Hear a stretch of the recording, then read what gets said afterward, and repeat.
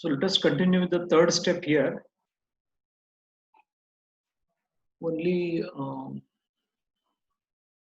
21 stones are there right now.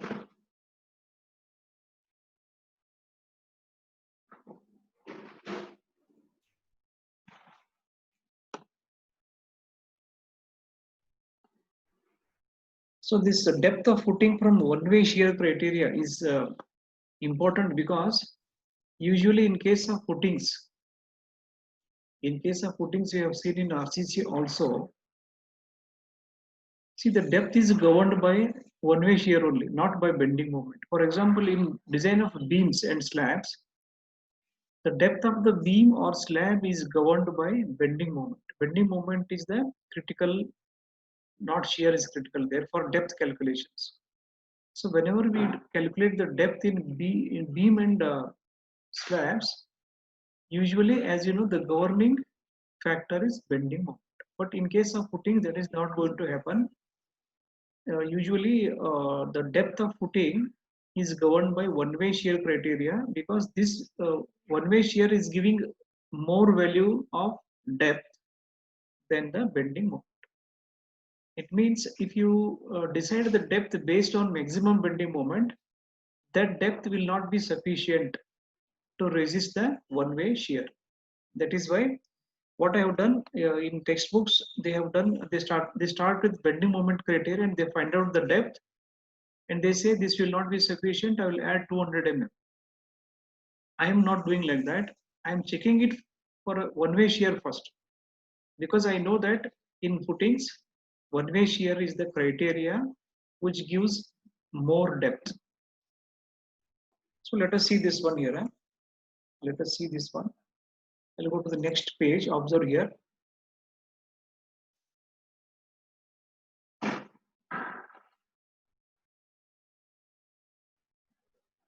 Carefully observe this one here because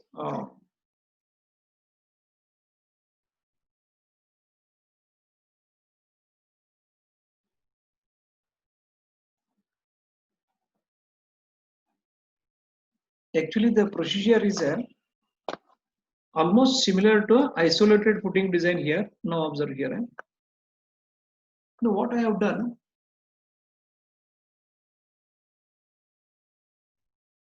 depth from one-way shear. So observe this critical section for one-way shear.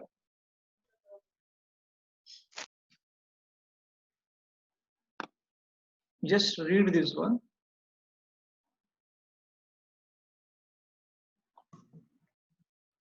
Now what I have done is I have drawn this figure. I have taken the column C2 because it is more heavily loaded.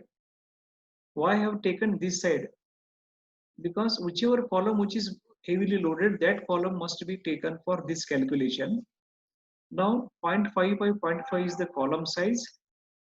A2 is 1.32 meter. Now what I'm trying to say here is critical section for one-way shear x1 x1. Look at this diagram. X1 x1 is at a horizontal distance of d. See this horizontal distance. So how this critical section is selected here is from the edge of the column, move horizontally by a distance d. My job is to find out d here in this step. My ultimate aim of this step is to find out what is the depth because till now I don't know how much is the depth of this footing. That is what I am calculating here. How I am proceeding here, I am checking these two columns, whichever is heavily loaded, I will consider that column and I'll go horizontal by a distance d, x1, x1, because the spread of load is 45 degrees. When it is 45 degrees, both x and y values are same. I think you know this simple mathematics. Just observe this. Simple mathematics is this will be equal to this if the spread of load is 45. So the load dispersion is usually 45 degrees. When it is 45 degrees, this one, this distance and this are same. That is why once I say that I am using horizontal D means since the dispersion angle is 45 degrees, I am getting the same value of D in the vertical direction also. So this is how it is assumed like this. Now observe here.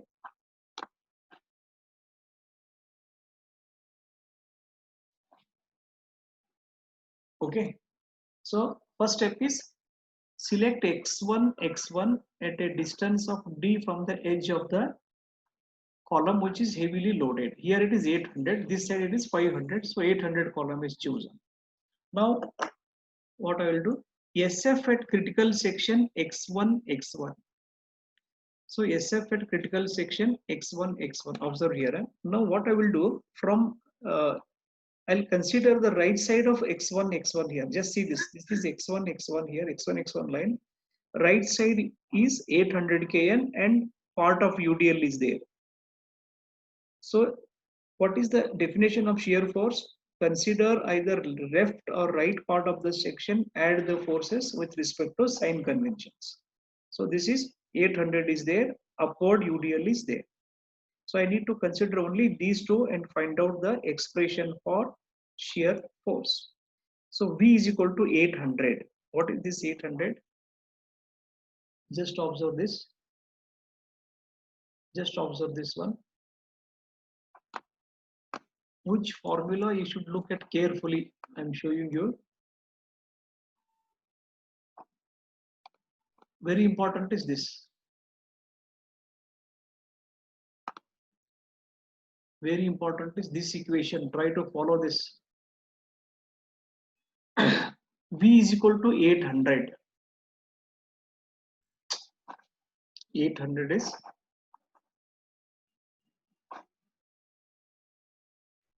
okay. 800 is this. I have written here 800 because consider the right side of x1. One is 800. Remaining all is UDL. The second term, whatever I have written in this expression, is related to UDL. One is related to point load 800. Second term is related to UDL. So what I have done, observe here. First is this one 227.3, which is W value. W into the distance into total length. Total length. How to calculate this one is, observe. 1.32 I have reached here. 1.32 I have reached here. What is this 0.25? I have to cross the other edge of the column. It is 0.5 by 2. This side it is 0.5 by 2 is 4.25. I think you are following this. Observe here. Mainly this distance I am calculating. Observe. I'll start from this end because W into total length of right side of the section x1. Now first what I will do, look at this one 1.32. I have written in this way, but I am starting from here in the explanation. 1.32 I have reached the center point. Another 0.25 I will go further. How it is? Another 0.25. Now I look at this diagram. 1.32, again this distance is 0.25 plus D. That is what I have done. 1.32, 0.25 plus D. So in order to get D directly in millimeter, I have taken D by 1000. If I do like this, if I use D by 1000, means whatever D I am getting, it will be millimeters. Now observe here. So 1 is 800. It is simple. Minus the upward load. Upward load is W into this entire distance, which is 1.32 plus 0.25, this one 0.25 plus D. Simply it is 1.32 plus 0.25 plus D. D is divided by 1000. You'll come to know why it is done, because of MM calculations. So now I have substituted all the values because I am trying to find out D value here. Now this one is further simplified, factored SF. Now with this, to this number I am just multiplying 1.5. So everything is same. This is simplified in terms of D, it is 443.14. Okay, minus 227.3 D by 1000. Now this is entire thing is multiplied by 1. Here I am multiplying, not with the loads. You have to be careful here. See, I have not taken factored loads for calculation. I am getting factored load only for the final values. In the textbooks, they have multiplied in the beginning only. It creates a lot of complication. See this. Here I have multiplied by 1.5. This is for unfactored loads. Now I multiply by 1.5. This is your expression for VU. Now what I will do? I'll calculate. Now observe here, this is the formula now, equation number 1. And shear resistance of footing can be obtained by assuming suitable percentage of steel. Now what I will do is, if you look at equation 1, there is D is unknown. Now separately I will find the shear capacity. How to find shear capacity? How to find shear capacity? Once I find shear capacity, I will substitute it here. Then equating these two, I will get D value. Okay. Now separately I have to find shear capacity. So shear capacity you can calculate if you assume some percentage of steel in the footing. Usually 0.2 to 0.4 is assumed. 0.2 I have assumed here. You can assume in that range. Observe this.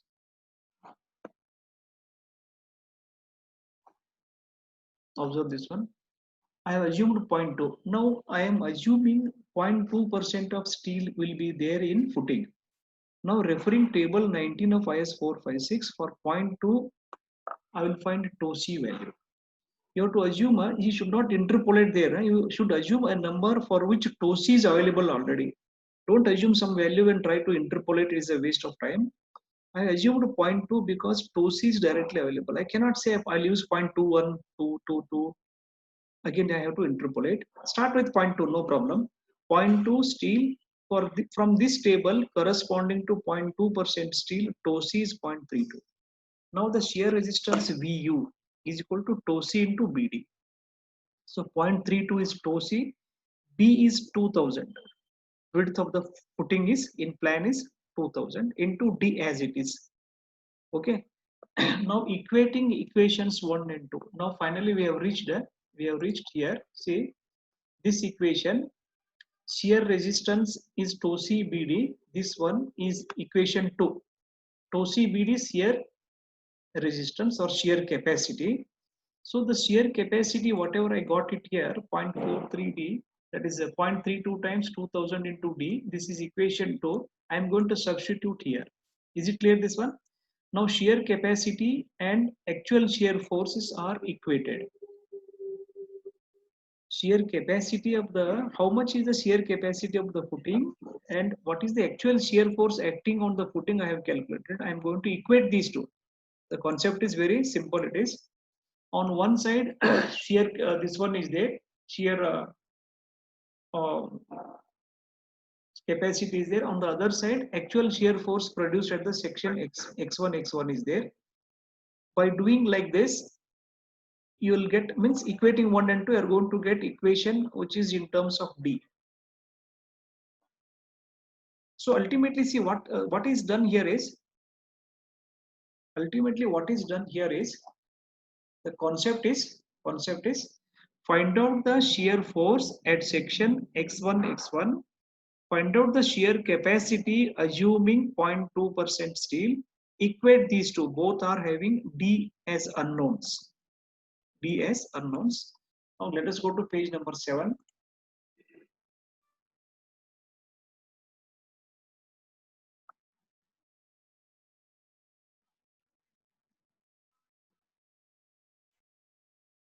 So we got a D as 680.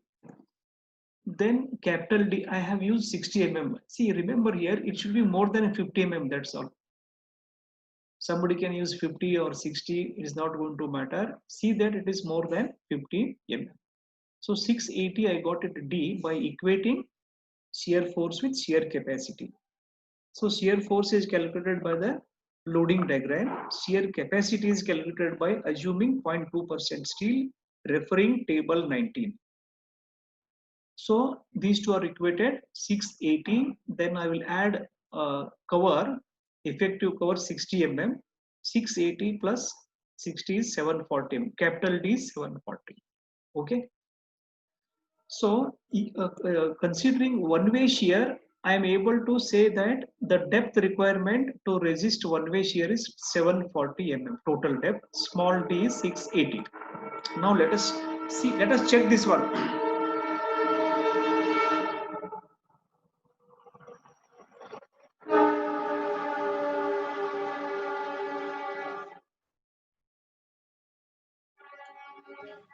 So step 3 is completed. In step 3, I came to know that the depth will be 740 to resist one-way shear. Now in the step 4, I am going to check the depth, whatever I have calculated, 740. Is it sufficient for resisting bending moment? That question. Is it sufficient for resisting two-way shear? That is called as punching shear. Now observe here.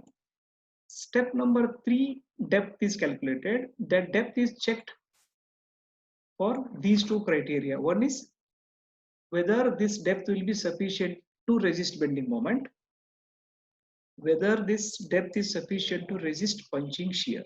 That we have to check. So in the textbooks, what they have done, they have calculated for bending moment value, they calculated depth, they say it is insufficient. It may be insufficient, I will add 200 mm and all that. Don't follow that because this is direct straightforward. Last time, every student has were able to get full marks in this. You ask your seniors, everybody got full marks for this particular problem. Now let us see, check the adequacy of the depth from other two criteria. First one is maximum bending. So maximum bending moment I have already calculated in the previous MX is calculated. Maximum hogging moment was 351.82. Now whether it is sagging or hogging, you should take here positive only in this calculation. So maximum bending moment is 351.82. Now observe here what I have done. This is very important again. I have multiplied here 1.5. See this. I have to find out factored shear. So if you forget this multiplication, there will be a problem. In textbooks, they are multiplying directly the loads, which is not good actually because it creates a lot of other complications. Only for the final value, you should not forget to multiply by 1.5. So mu is 1.5. Now mu limit you calculate it. Mu limit is 0.138 FCK BD square. B is 2000, D is 680. Now you calculate it. Observe this. Now you observe this. Actually, the beam, the footing is subjected to a maximum bending factored bending moment of 527. Actually, I have calculated 351 in the previous steps. Multiply by 1.5, then calculate mu limit. Mu limit is 2552. You can see mu limit is much more higher than the actual bending moment.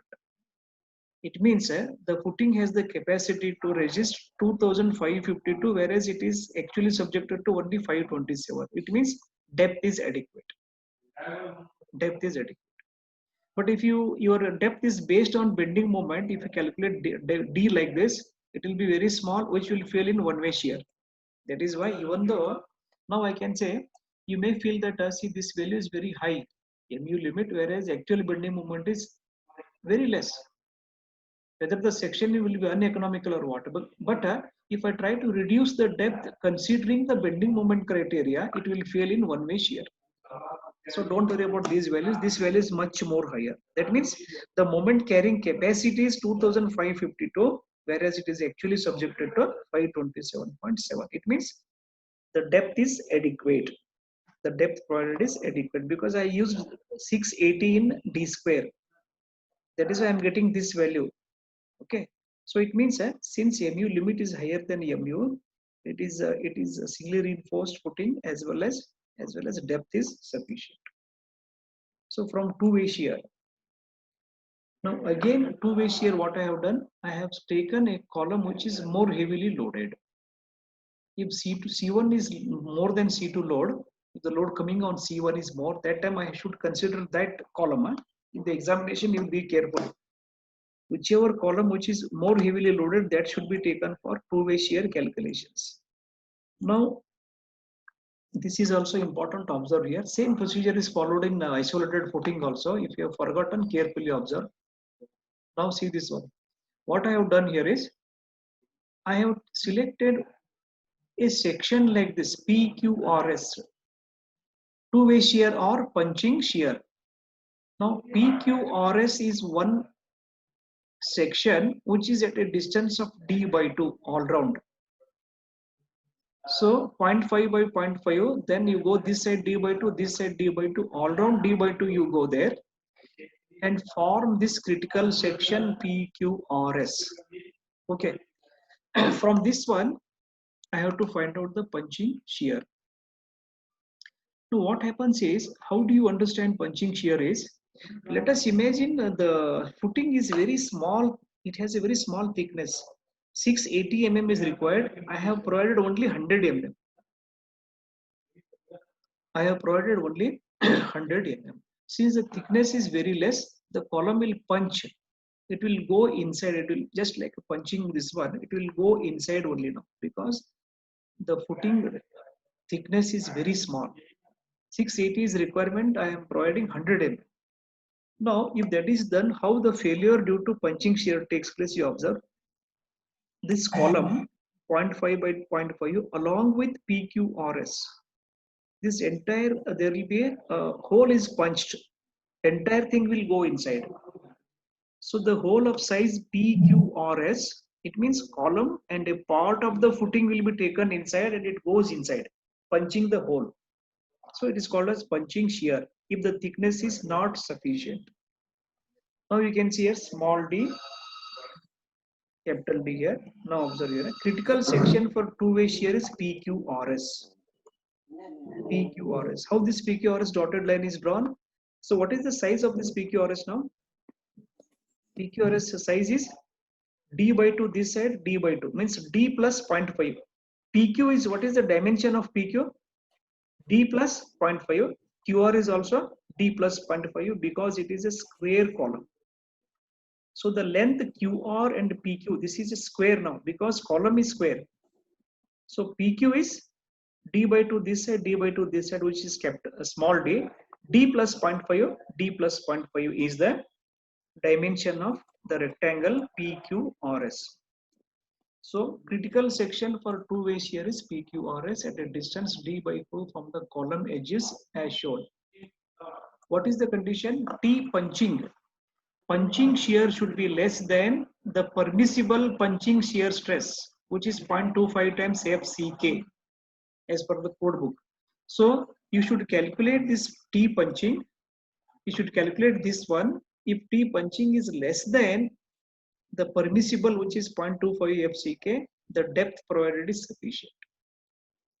If T punching is more than 0.25 FCK, you have to either change the mix from 20 to 25. We should go here because permissible punching stress can be increased either by increasing the depth or by increasing the mix grade.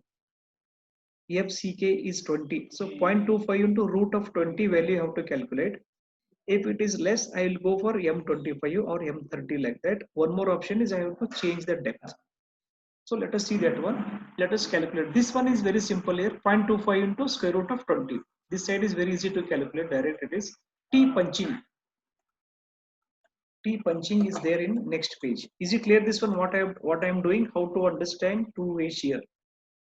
How to find the two-way shear? How to say that the depth is adequate? It is safe against two-way shear. I think again we are running out of time now. Just 9 minutes are there.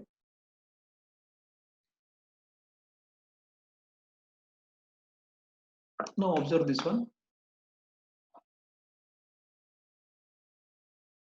Toe punching, punching shear. I am calculating the left side toe punching. As you know, the other end is the permissible is that formula 0.25 and all that. So that is, don't worry. This calculation is important now because allowable punching shear is 0.25 times FCK, which is 1.11. Whatever I calculate here in this side, toe punching should be less than 1.1. Then only the depth is adequate. Observe here. Only 9 minutes are there. I'll try to complete this in 9 minutes. All of you type your USN, name, USN and division in the chat box. So toe punching is punching shear stress. Now observe here, punching load divided by area resisting punching. Observe here. So here I'll calculate first punching. So observe this. Toe punching is punching shear stress, which is punching load by area resisting punching PSU by AS. Okay. Now I'll calculate PS. So how to find this one? Observe here. Column load C2 minus P0 into area PQRS. Are you getting this point? Column load is 800 minus, this is net upward pressure. Here you do not multiply with B here. Observe here. This is net upward pressure. So 800 minus net upward pressure into area. Square it is. Square, that is 0.5 plus D by 2 plus D by 2 is again D only. So 0.5 plus 6. So what I'm trying to say is this is nothing but area PQRS. Area of the square PQRS, 0.5 plus 0.68 into 0.5 plus 0.68, which is raised to 2. So this is how you calculate the punching load. So 800 minus this will be 666 nearly. Now PSU I have to calculate. I have to multiply I have to find out factored load. So from this one multiply 1.5, you are getting 999 into 10 raised to 3 Newton. Now I have calculated this one. PSU is calculated. Area. PSU is 999 KN. Now I have to find out AS. Where it is? AS is shear perimeter. Shear perimeter means vertical planes of all those things. Now observe. I just try to show you what it is. This is the PQRS like this. This much is the hole punched by the column if the depth is insufficient. Okay. Now you have to find out area of this vertical plane. Area of this vertical plane. Area of this vertical plane. This is PQRS, right? It is PQRS. Okay. All these vertical plane area you have to calculate. It means you calculate area of one vertical plane multiply by 4. Okay. Observe this one here. Shear perimeter into depth. So what I have done is length of PQ is 0.5 plus, how much is that? 0.5 plus 0.68. This is the length of PQ. So this is the length into depth is D, which is 680. Observe here. 0.5 plus 0.68 is length PQ. 4 means there are 4 vertical planes. 4 into 0.68, that is again depth, that is this one. It is simply area of one vertical plane into 4, because 4 vertical planes it has to brush. There is a shearing. When a hole is punched, shearing takes place on all these 4 vertical. Oh, okay, Prakash Joshi, you asked me. Prakash Joshi, you can ask, only 2-3 minutes are there. Let me complete this one. Okay. 0.5 plus 0.68 is PQ into depth is 0.68, which is here. This is the PQ distance, this is the depth. So it becomes area of one plane 4 times, because 4 planes are there. So when the column and part of the footing they are going inside, creating a hole, that is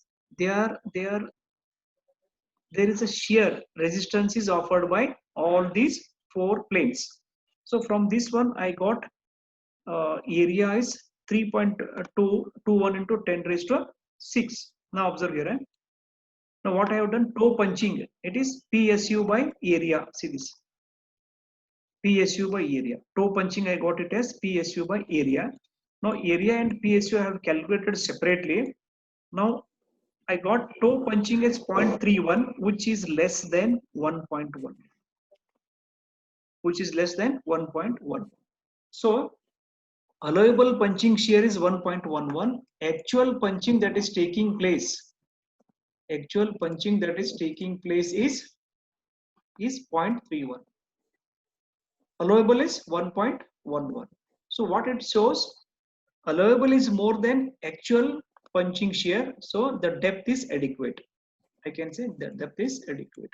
Hence the dimensions are LBD. Finally, I ended with the dimensions 5.72 into 2 meter, L into capital B into capital D, 0.74, 740 mm.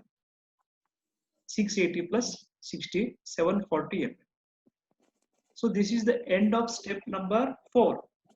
So here what I have done, I have calculated, I have solved for that is shear force and bending moment calculations have been done.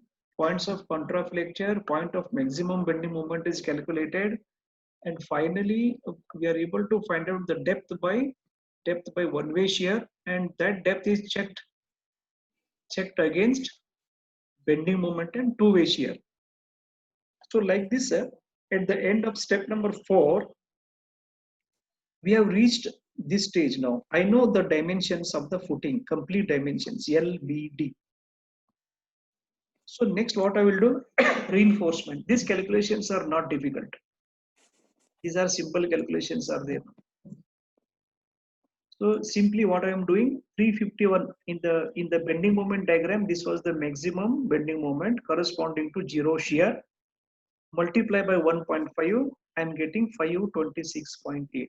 Now corresponding to this value, I am going to get reinforcement. Using this value of mu, because it is factored moment, for this factored moment, I am going to find out the steel AST value. So I'm going to stop it now. It will stop. Anyway, next page I'll go. The time is over. Everyone, I think you have typed your USN in the chat box. Now observe this. Simply, I am using AST1 is equal to 0.5 FCK BD by FY 1 minus square root of 1 minus RU. Then RU is calculated. The way you calculate AST, you can use quadratic equation here, or simply use this formula, or best is use SP16. I'll show you that one later on. Here I have used the whatever formula we used in RCC subject. But you should use SP16. Then only you can save time. This is whatever I have done in RCC. Then I have calculated RU like this, 0.131. Finally, I'm able to find the reinforcement, which is checked against AST minimum. So time is over now. I'll continue this one in the next class of this one here. See. So this is all in the next class I will cover, and I need another 2 sessions to complete this design problem. But here AST1 try to use SP16 only. I'll show you how to. That also I will cover. How to find AST once the bending moment is known to us. Once you know the bending moment value. Once you know this 526.8, how to use SP16, I'll tell you. So this is the end of your second session. 5 steps are over. Another 2 steps are there. 2 or 3 steps are there that I will cover in the next 2 sessions.